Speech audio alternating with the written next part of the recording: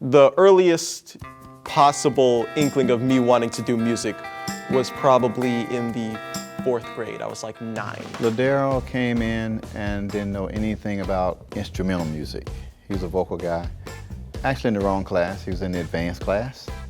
Walked through the door and don't play anything. I get sat down in band class and I come in and I talk to Mr. Richardson, the band director, and he's like, okay, so what do you play? And I'm like, nothing.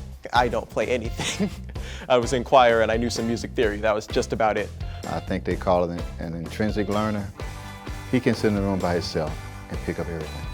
That's the kind of guy he was. When he finished, he outran everybody.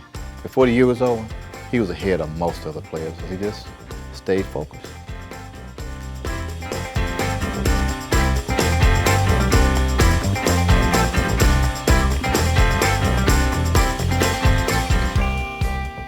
Once he took off and just became one of the better musicians, I wanted him to lead.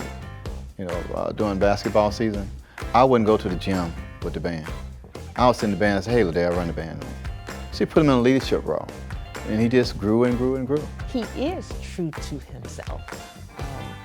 He doesn't seem to allow the external things in a typical high school in any way to cause him to deviate from who he is and what he believes and what he loves.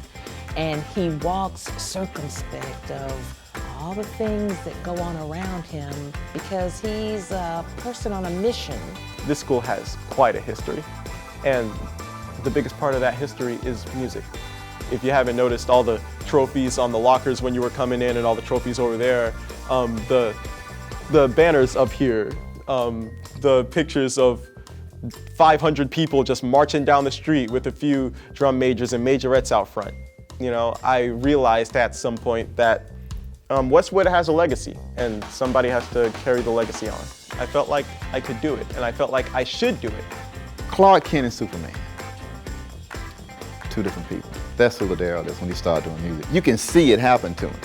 When he picks that trombone up and we count off, he started playing, he's no longer Clark Kent. He's Superman. His whole persona, you can see it on his face. He becomes a different human being. That music just comes out of him. He can communicate to everybody. The things he doesn't want to say, he can say it through that trombone. A good expression of your soul is music, you know? It's an extension. Ladarryl has found his passion. As a seasoned adult, if you will, I know that people live often a lifetime and never know what that thing is that they love. And even at his young age, he understands the transformative power of music. He understands that music connects people.